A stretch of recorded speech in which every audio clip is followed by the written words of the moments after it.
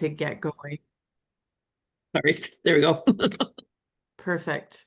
So I think all of you are aware the point of these e-cafes is to provide an opportunity for the executives of our member clubs to come together to discuss topics of relevance or even just to, powwow and put our brains together and collaborate on things. Initially, we had anticipated that this e-cafe would be about the PCNS system, but with the recent announcement made by Pickleball Canada and the kind of lack of clarity from their statement, we felt like it would be a very good opportunity for us to discuss what it actually means for our clubs and the members, as well as potentially touching on the recently legislated Bill 29, or what's the correct terminology, Lisa? The Fairness and safety in sport. in Well sport. done. Thank Yep. you. So I'm sure you all read the email that came out from Pickleball Canada, basically stating that they were going to be moving officially to using DUPR as the ratings, official rating for Pickleball Canada. What they really didn't clarify in that email that they sent out was this situation has already been sort of ongoing for about the last 6 to 9 months.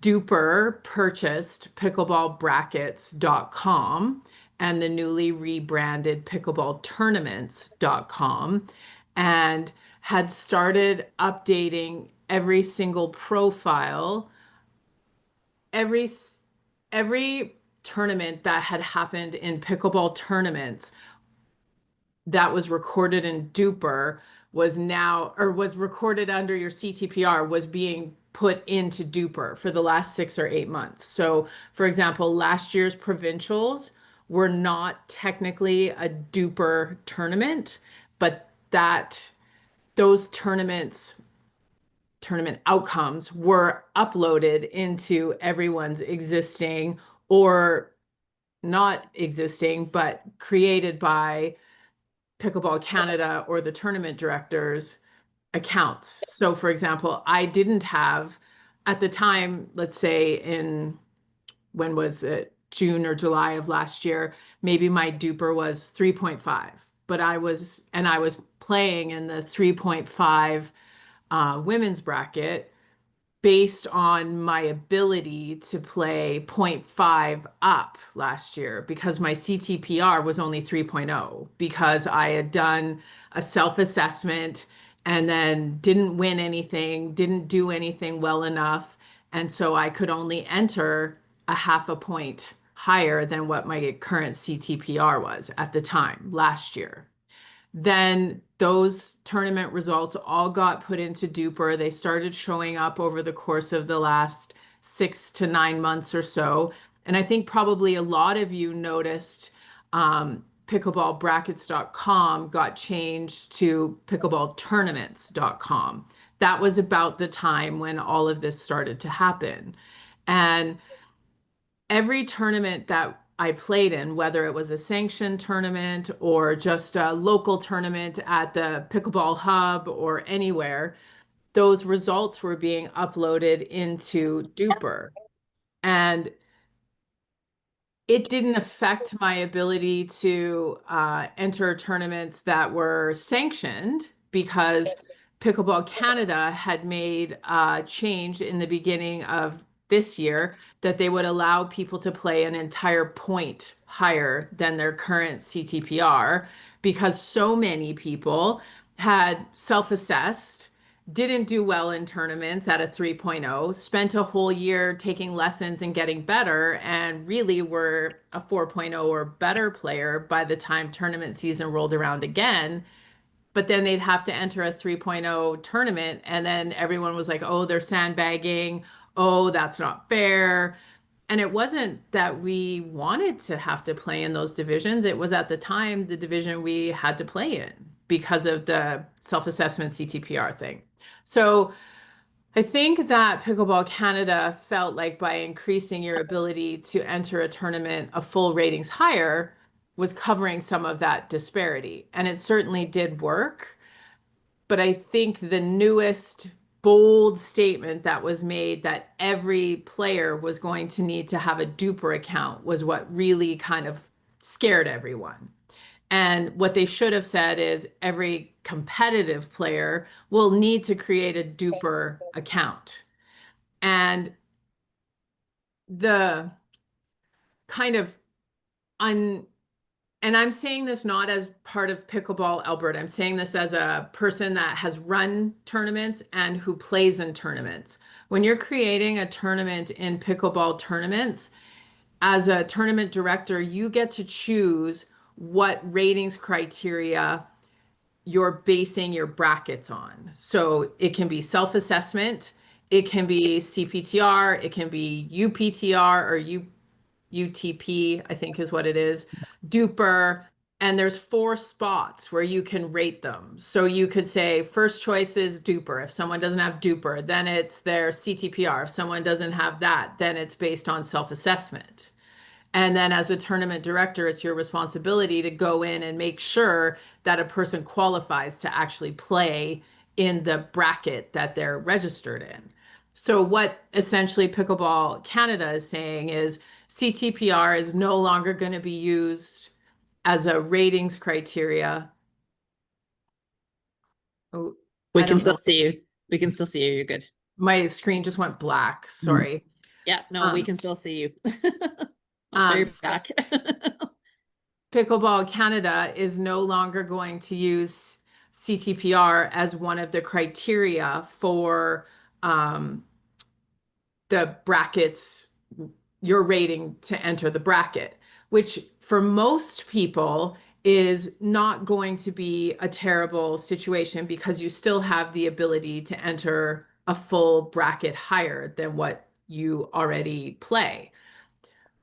What I've also heard, though, is that there are some people who have DUPR ratings that are significantly higher than what they think that their actual ratings are. And that's based on those people maybe being newer to DUPR or have had not such a high reliability. Is that the experience you guys are seeing or hearing of as club executives? I know, sorry, I can speak. After the announcement, I did a lot of research because several of our members who played in the Nationals were quite upset that people with a 4.5 duper were playing in the 3.5. And as I said, one was your partner, Charity, just because I did the research. And I said, well, they use the CTPR. So I think going forward, this is a wise decision.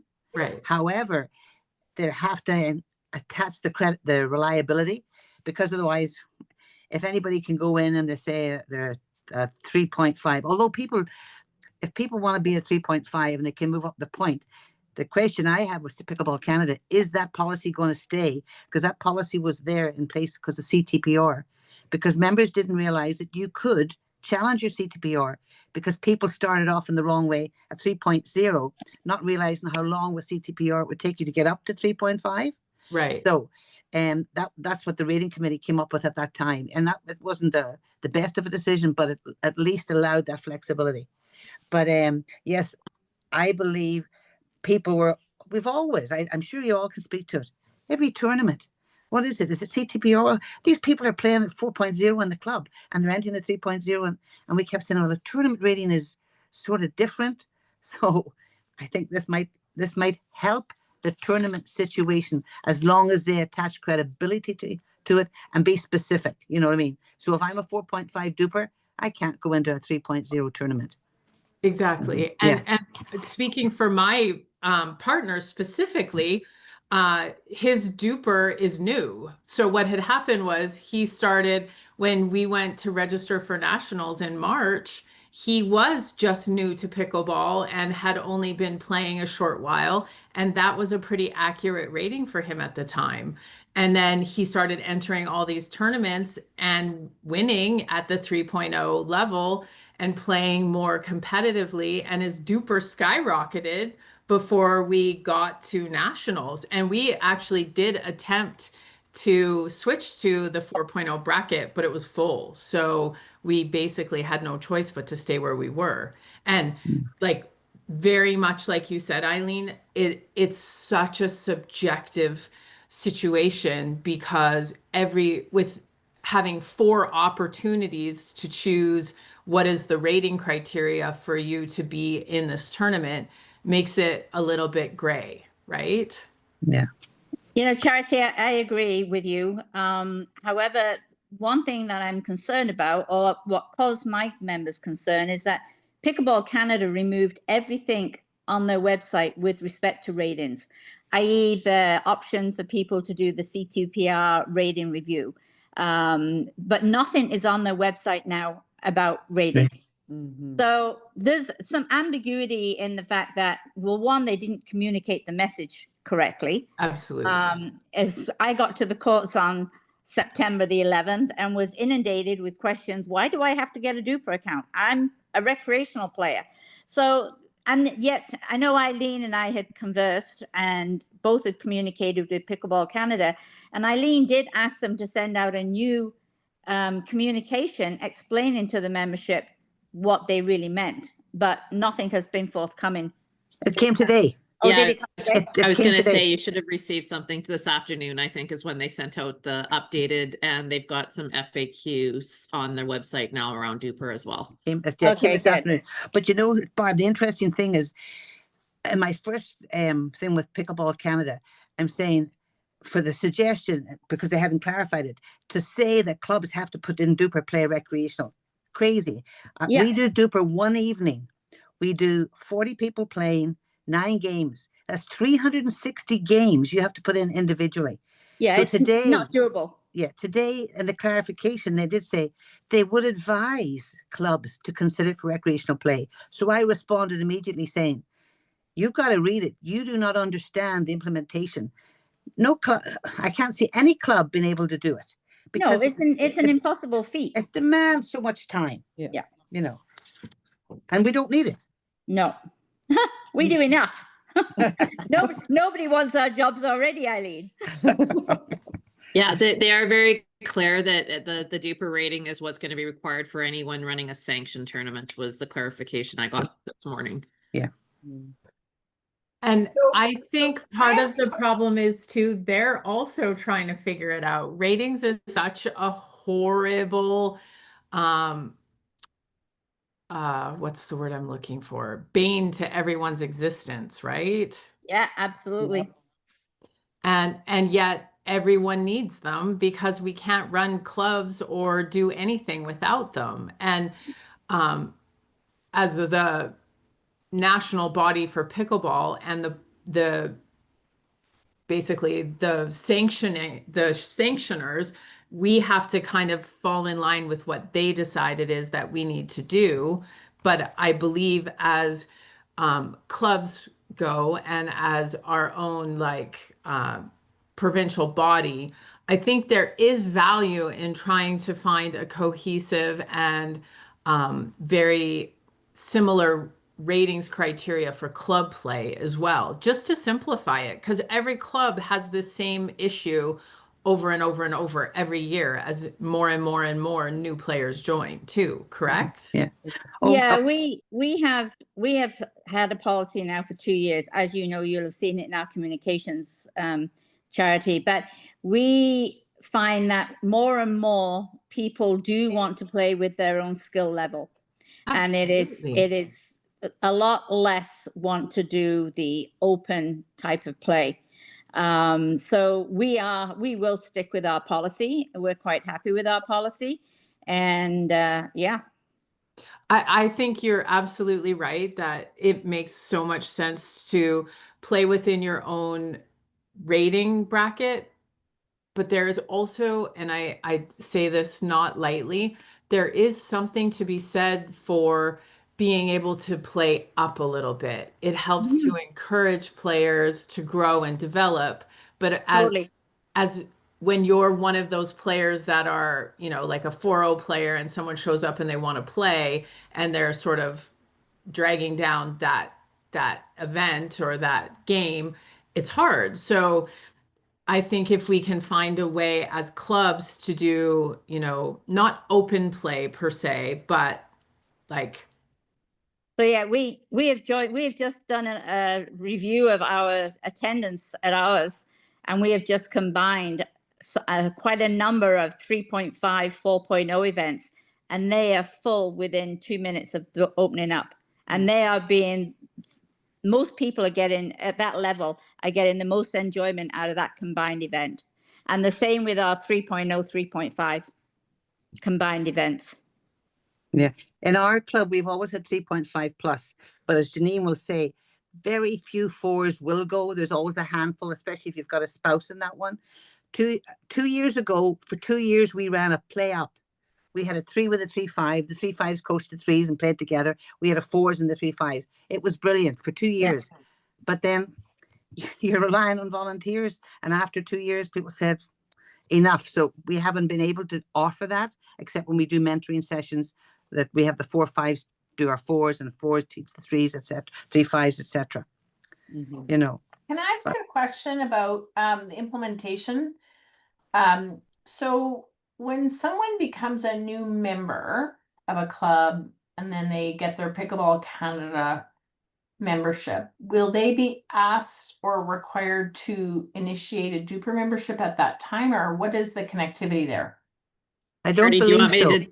Sorry, go ahead, I Lisa. can give an update on this just because I asked this question this morning as to how, what the process was. And so Pickleball Canada has said that when the new registration opens up for this coming year, there is going to be a spot in the member registration piece where they can sign up directly for a DUPR account. It's not going to be a requirement, but it's going to be a reminder that they need a DUPR account to be able to enter into sanctioned tournaments. So that note or reminder supposedly will be there, and my understanding is they're going to have a link right there that the person can go and register for their DUPR account at the same time if they don't already have a number.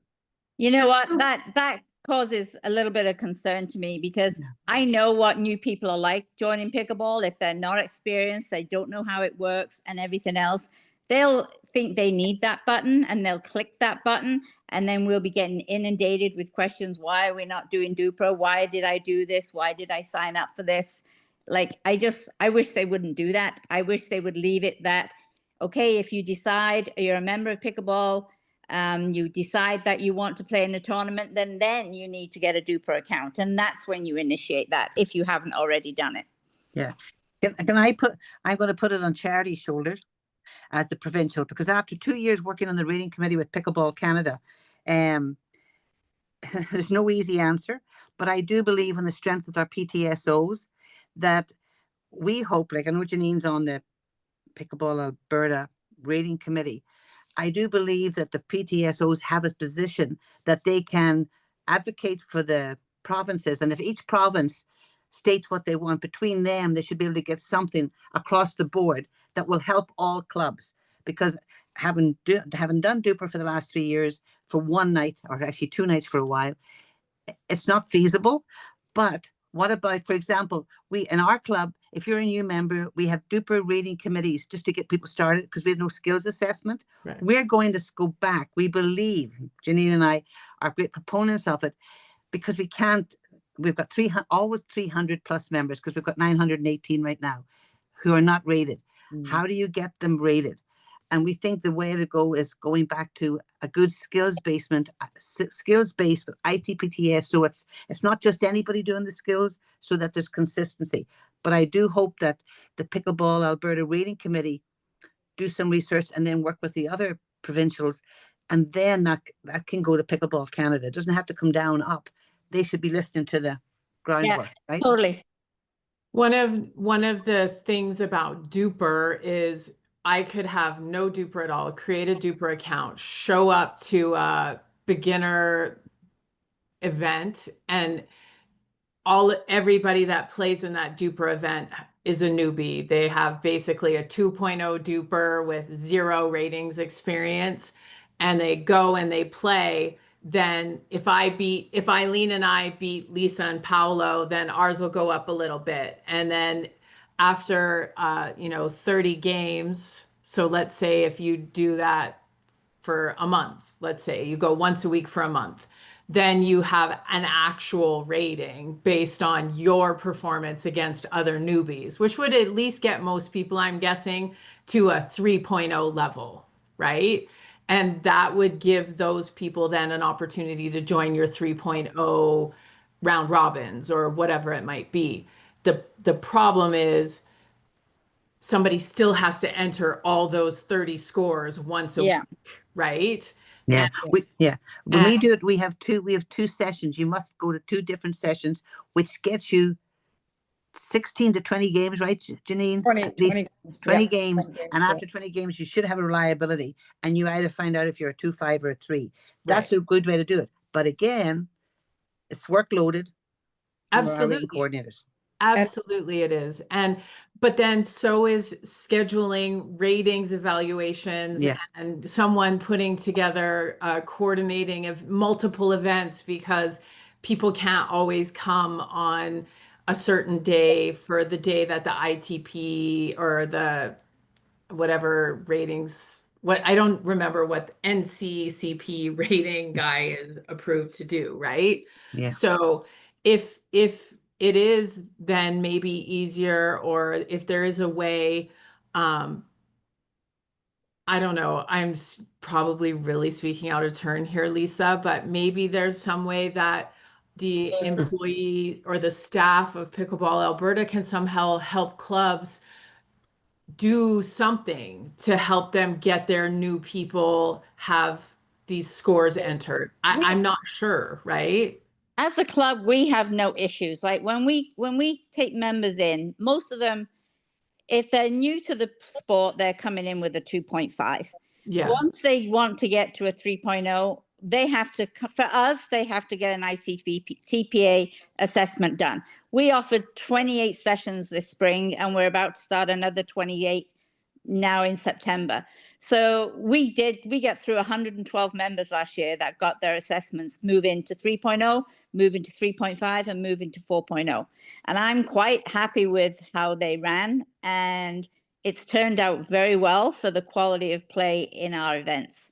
Obviously, when they just move up from 3.0 to 3.5, they're not going to be the strongest 3.5 players in that group, because you've got people who've been playing 3.5 for 2 or 3 years and they're just coming up. But you also you have to, then it's where players have to be, have some humanity about them and welcome them and wait until they get up to speed. But they've got an assessment. It's based on skills. They do 40 skills, and it's marked, and then they have to put it in gameplay. Yeah. And like that to me is skill-based assessment. That to me is the most valuable type of assessment you can get.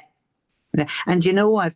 Having done DUPR for 3 years, and Janine can back me up here, you know a DUPR player on the court? We have DUPR players at 4 who don't even have some basic skills, because totally, no disrespect, and it's not just men, but generally men. It's a slam dunk, slam dunk, slam dunk, and that's all they do, because every point counts. And we have watched it, which is why our rating committee is looking at what can we do to go like with Barb and get a skills based, so that we have true skills, because the DUPR really has shown some things to be really at fault and not the best. I am 1,000% on board with you guys. I think DUPR is total bullshit. Sorry. And my problem is I created a DUPR account when I very first started playing pickleball. I have like 600 games in DUPR at a 3.0 level. I'm playing like regularly in the high 4.0s, 4.5s, regular play with people all the time, and my DUPR is 3.7, and I cannot get it to move. Yeah. Last year I like begged Janine, please let me play as a 4.0 in your group. Like please, I even went to Red Deer and had Joel Peltier give me a rating as a 4.0 player, and then I find out he's not even ITTP, and you guys don't take it for 4.0 anyway. So it's a mess, Charity. It's a mess. So Yeah. And it's not a fault. I am not blaming anybody. It's just DUPR is a great tool, but I think that there is a danger in creating DUPR accounts too early. Totally. That's why Yeah. I don't want to see it on the Pickleball Canada registration. I Yeah. really don't. Well, It you know, should then be we have to. linked to the tournament. Absolutely. If you decide to enter a tournament and you don't have a DUPR account, then and it absolutely does. I know this for a fact because Yeah. I created lots of tournaments in pickleballtournaments.com. And it will ask for a new person's DUPR account. You have to Yeah. sign in and it like links it together. I think that Totally. that's the correct time to have a Totally, DUPR account. totally. And I would ask Charity that maybe you communicate that back to Pickleball Canada, because like I said, I do not want to deal with the fallout of what people do when they get asked that question. You know, we have the simplest question on there about people. We have to put a warning onto our members when they renew not to change their zone that they're from, because they go in and they think, oh, I don't live there. I live in this zone. And that's not how it works. So, you know, it's, you're going to get the easiest, the youngest people coming in, or the newbies to pickleball coming in, not knowing what DUPR is, clicking on the button and then asking you, how do I fix this? Yeah. How do I do? Yeah. You know, one thing I think that the Pickleball Alberta can do with their rating committee is to help the clubs, because if Barb uses Joe Blow, she doesn't. She uses a very competent assessor, but a lot of people don't have that. And over the last 2 years, Parkland and Edmonton were using someone, and it really, they were not ITPTA, but they were acceptable and whatever. Great players, but not great assessors. It really, they had some people coming and playing at fours who were basically not even threes. So even the criteria, whether it's ITPTA, active and whatever, at least the ITPTA has got a really good basis of skills, you know, and I think that will help, because there's a lot of new clubs when we met at the symposium who are starting from scratch. They need direction on what to do and also what not to do. Yeah. And that's some of the mistakes we've made over the years, right? Yeah. It's live and learn. And sometimes always our intentions are good. Nobody ever sets out to, make life worse. Totally. But inevitably sometimes that happens. And I like the fact that Pickleball Canada is moving towards a globally recognized rating system. I think that's great because pickleball is going to continue to grow throughout the world. I like that. It's weird a little that the US is using a different base system, and most Canadians would end up going down to the US to play pickleball. Like the USAPA is a UTP rating system, but that's irrelevant. Maybe they'll go to DUPR soon. It seems like DUPR's kind of taking over the world as far as pickleball goes down there. But for us here in Canada, this announcement doesn't necessarily help at the club level yet. No. Right. So, but I'm happy. I was happy though when they got back to us and said, keep running your club programs the way you're running them. Yeah, don't change anything. Like, You just guys keep don't doing change it the way anything. you're doing. Keep your criteria. You just get the message out to your members that it's only if people are going to play in sanctioned events that they need to have a DUPR. That's the bottom line. And honestly, if people are super concerned with getting a DUPR that will get them playing in tournaments, they can go and do non-sanctioned DUPR tournaments to start to grow their DUPR rating. There's a tournament every weekend, all winter long at EPC in Edmonton or the Calgary Pickleball Center. Yeah, it in the rural communities, it's going to be harder for them. Those clubs are going to have to find a way to help their players create DUPR, like actual DUPR ratings. But there is also the opportunity that Barb, Eileen, myself, and Lisa could go out and play DUPR together, and then all of us enter our scores into DUPR for those matches. Yeah. And as long as all four of us agree, then it starts to count towards our rating. It doesn't move as quickly as it would if it was a tournament, but at least if that's how you want to do it out in the smaller communities, then that's a way that they can. Yeah. And I know Mary McGillivray, I don't know how to say her last name properly, but out in Josephburg, she was running a DUPR league just for fun in the off season, and she had 8 or 12 players that would come out, and they all agreed that they would enter their DUPR scores, and it was a way for a group of people to get together. Oh, to get together and start growing their DUPRs. So yeah. members can also do that as well. Yeah, but as Paolo said, to organize it is hard. But the beauty of organizing it through the club, which we have done, is it's weighted 5 times better, As much. and therefore it moves faster. Because now, and I'm glad that they've done that, because we actually, believe it or not, we suspended. We kicked them out, not suspended. We actually, I can't remember what the word is. We put them out of the club because before they had. You could go in and fabricate games. So I could go in and I'll put Barb and Charity and Janine and play. And I had not played with you, but I didn't have to verify with you. And this person got to a 4.0 till somebody thought, you know what, something's wrong here. So we had to work with DUPR, and we expelled this person from the club because it was just downright cheating against our code of conduct. That can't happen now.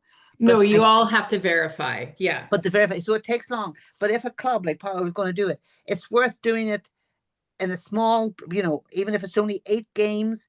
And the way and you can reach out to us, we've got a good team, we've got a good process going. Yeah. But it is work. It is work. It is work. It's less work than doing a tournament, and yes, just slightly more clerical work than doing a round robin. But it definitely, if you have players in your communities that want to, and you can even as a club say, hey, is anyone interested? And then maybe somebody that's interested could be in charge of that committee that starts to organize that DUPR play. That's a good comment. That's a good comment. It doesn't have to fall on the club executives, right? No, Yeah. we have a DUPR captains. We have 2 people who organize it because you have to register for it. Then we have captains. We have playing captains and working captains, and then we have a GDO, a person who puts in the games that night. And this year, 360 games, they do it in the one evening because once you get the set up, it's easy because it connects. And they've done it. We used to have to wait 2 to 3 days for the results, but this year it's been exceptional. It's getting better, but it's organized. But for the smaller clubs, it's like Charity says, it's a good way for them to even do 3, 4 courts, and it's not as much work as 10 courts. So it is a good way to start for the smaller clubs. Yeah. Can I ask a question just for clarification? Sorry, Charity, it's my brain is going and asking questions. So it sounds like it's a lot of manual work. Are you, when you're entering those scores, are you having to literally enter each match individually? So because I feel like maybe that's a conversation that we can have with Pickleball Canada and DUPR to see if there's a way that it can be set up where here's your if it was in an Excel document format, I don't know how your scores are populated there, but maybe there's a way that you just upload one document and it self-populates. Is that no? No, I don't believe so. Okay. No, it doesn't. No, we did ask about that there a year ago. It doesn't. They don't have that it might not exist on there, and I'm wondering my gap in information is I don't know what it looks like on your guys's end for how the results come to you. Is it here's your score sheet and you're having to written, or is it electronic somewhere already? At each court, you have a sheet, and after each, we do 3 sets of 3 games. You must sign it. If you don't sign it, it's not put in.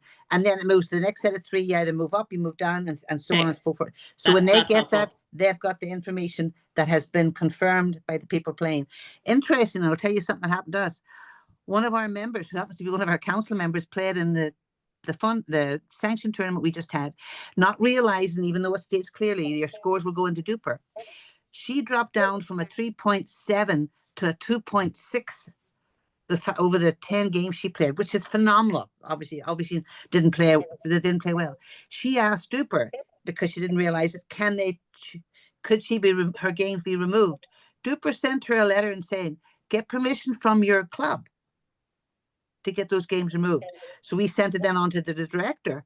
And of course she can't, because every game she played with 3 other people. Right. So even though DUPR told them she could, it really didn't, because each game, the 10 games, there's 40 people involved. You can't just pull a score. So they'd give her false information. Now she's okay with it. She lived with it. She's not worried about her DUPR. But obviously you learn through the hard way. People think, oh, I just pull my games away. You can't do it. No. Now, is that true now for people too, if they can, I'm not sure about this, but in DUPR, can you just delete your account? Are they? You like- can, but I heard you can't reactivate You an can't account reactivate it. for a year or two after right. you delete one. That's Okay. true. Yeah, we can't. Okay. Okay. Good to know. But people do find a way. People find a of way course. to By a different change email, it. yeah. Just change a letter in the name or add an initial or something like that. They do. Yeah. Right. Carol, your question, when we do our DUPR play, we don't pay DUPR anything? Not for our DUPR play. What You don't have- Paolo said costs is when you have the app on your phone, it used to not put any BS. It was just your account. You could search really easy. Now they started doing all these pop-up ads and advertising. And so you could pay a fee so it stops giving you all this garbage in the way, and you could just cut out the Yeah. um, Yeah, but you don't have to, spam. if you do organize a small group playing, you don't have to pay DUPR. If you're doing it for your tournament, you do. But you know what? Because we talked when DUPR was doing this, they came and met with all of our executives and said, okay, do you want to pay this money? It's hundreds upon hundreds of dollars. You know what? No, we'll manage with the ads. I mean, it's big. It's nothing you just. I remember when we used to do our round robins a few years ago through Pickleball Brackets. And again, they were charging us every time we used them, right? So that's why I'm thinking, was DUPR going to do the same, but apparently not. So that's good. Yeah. Yeah. You do have to go in though and create a club. Yeah. Okay. And sometimes it takes a day or two to get your club approved. You can't just be like Carol's Pickleball Club and then it's you and your 8 friends. They need some legitimacy to what you're trying to do, so they don't just get 4 people together trying to get their brand new rating up to 4.0 or whatever. Yeah, you agree to it's been a couple of years, but you agree to something when they send it to you, you agree. And you have some people, we have a techie guy who's in charge with it. I'm an admin and several other people are admin. That's how you do it. Okay. But they will help you. You call DUPR, you will actually have somebody assigned to your zone or whatever. They are pretty good when you set up a meeting, say, okay, talk me through it. And they are pretty good. I just did that recently, so I could speak for that. I just did that recently too. So if you submit your club, everything, the details, it's on the website. You can also provide them an Excel sheet or a Google sheet of all of your listed players No, that's and all of their DUPR IDs, and then it automatically adds to your club account. Yeah. And then this certain person, the customer expert, will phone you and you will have a one-on-one Zoom or Google Meet session, and then he will explain everything and give you a rundown, and he will tell you, hey, your club's not posting more DUPR games. They get really in your face sometimes, but yeah, that's how they run it things. So but recently, ever since I used the Pickleheads app, it has been running by myself with the club. It's quite smooth sailing as of the moment to host organized play as well. Yeah. And then it allows for the person who uses the Pickleheads app to connect their DUPR accounts. Yeah. And you can also use the Pickleheads database because they have their own DUPR club, and you can use that to just anchor what they have. I think that's important, because most of your members, if are people who are playing, they might have a DUPR account. They have to connect to your club, if they're playing in our club, because otherwise we can't put the data in. There's a connection. It's easy to do. We've got an instruction on our website, but people can't miss that step. if they're going to put it into your DUPR for your club. Well, that's Yes. interesting because a third of our members are members of 2 clubs, right? Oh, Interesting. you can be, I'm a Yes. member of 8 different DUPR clubs. Okay, perfect. So It doesn't it matter. can move around. Okay, perfect. But I'm with Barb on, you know, I'm not real thrilled that anybody who signs up for Pickleball Canada now is going to be questioned as to whether to create a DUPR account, because like you say, that's a whole other conversation that is not going to be for a new player coming into the pickleball community. It's going to be difficult to make them understand what it actually is. And the relevance of it when it's your first time. Yeah, it is. And there's enough terminology that comes along with joining pickleball for people to understand and get used to as there is, without adding in another question. Yeah. That's why I love that we're talking tonight, because this helps me give good information back to them. And that's the whole point. I can try to give my opinion, but I need to represent the clubs. And so I like this. I like it very much. That Well, you can give it on behalf of our club. You can say, I don't want it. And technically, I mean, we don't open our registration till October 1, but technically Pickleball Canada, you can join renew as of September 1. Yes. So it's already open. So I don't know if the question is already in there, because I haven't got mine unlocked yet. But, you know, I would like to see them reverse that decision. I just put in the chat that I can clarify with PCO to make sure I'm not misunderstanding what they're planning regarding the registration system. Because I think I saw that Allison said she went in and looked and it's not showing up there right now. So maybe I'm just misunderstanding what they were referencing this morning. Okay, thank you. So any other questions? I mean, obviously we'll try to get some clarity, and we'll probably send out some sort of correspondence, whether it's another Pickleball Alberta newsletter or an update in the group chat or some post on Instagram or Facebook to help get some of that information back to all the clubs. But with regards to that announcement, it's just sort of status quo as far as how you guys operate your club-based round robins and king of the courts and open play and whatnot. Okay. We had understood that there would be a representative from Pickleball Canada on the meeting tonight. I'm not sure if one of the people at Pickleball Canada assumed the other one could do it, and the one assumed the other could do it, and neither could. So our apologies for kind of being a bit misleading there about that. But we definitely have every intention of getting this information back to them, and obviously giving you guys up-to-date and relevant information from them also. Do anyone want to touch base on the Bill 29 fairness and safety in sport, or do we just walk away from that one?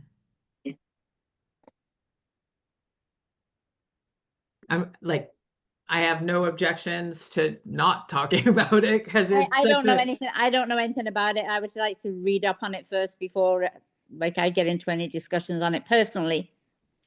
So I'll just maybe just quickly touch base on, so on September 1st, Pickleball Alberta sent out a communication around a new policy that we implemented as a legislative requirement. We were named in the provincial legislation for the Fairness and Safety in Sport Act and regulations. The Pickleball Alberta was a in-scope entity that had to follow the legislation. So in order to comply, we created a policy to align with it.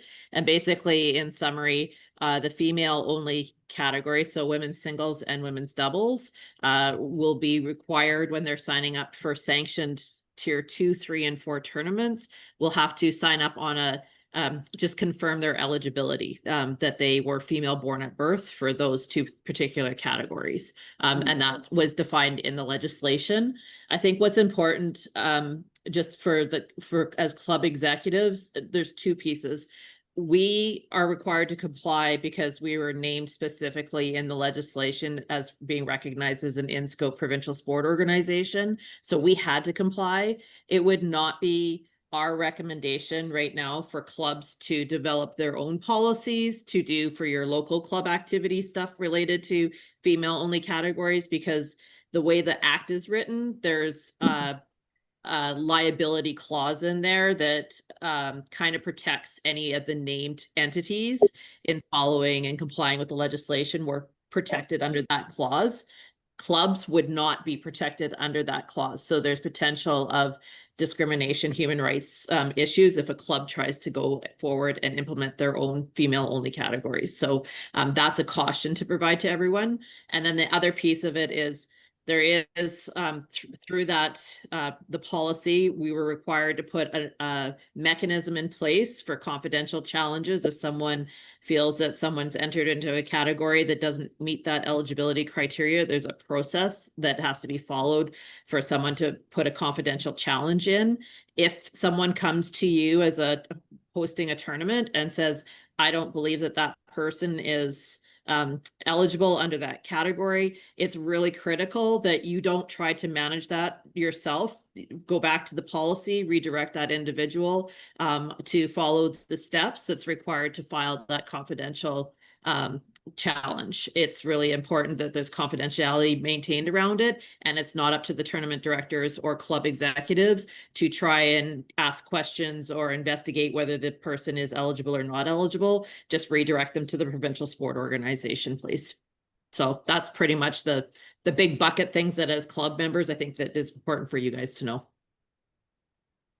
The one good thing that has come out of this is Pickleball Alberta being somewhat recognized as the provincial sport organization for pickleball under this legislature gets us that much closer to legitimately becoming the provincial sport organization, which means we would get funding, which would be the most amazing, absolutely bananas, best thing that ever happened to pickleball Exactly. in Alberta. So it definitely helped our business case that way. So it is a very difficult and contentious situation, and it's something that we obviously want to be in compliance with for the purpose of getting that official recognition. Okay. Last couple things, the AGM is coming up. Love to see all your beautiful faces there. We are going to be presenting basically the kind of status quo situation for the last year, and then elections, of course.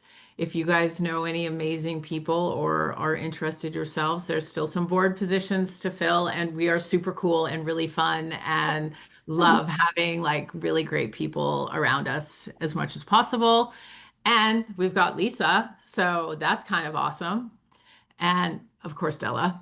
And other than that, that's it from my side, unless you guys have some questions or anything else you want to say, Lisa. Yeah, just the only other thing with the AGM is that the board has worked really hard the last year for doing a full review of the bylaws as well. Oh, yeah. So there are new bylaws being presented to the membership at that AGM as well for approval to update our structure. So, and the key piece there is a key piece of a change. There's a rationale document that explains it, but there's a shift from the membership of Pickleball Alberta moving to be clubs that are our members versus each registrant.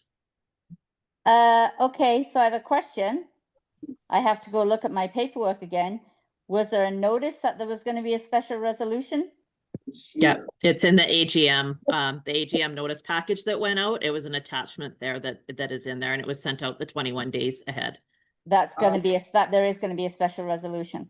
Yeah, that's the reason why we Okay. sent the notice and the bylaws out already. We sent them out September 3rd or 4th, I think that package went out to all the clubs. I was in flight that day. Okay, I'll have to take another look. Okay. Yeah, it was sent, I think it was September 4th, because that would have been 21 days before the AGM, and that's the number of days of notice that we need to give for a special resolution, so. Plus, you need the majority, you need the quorum, right? Correct. Okay.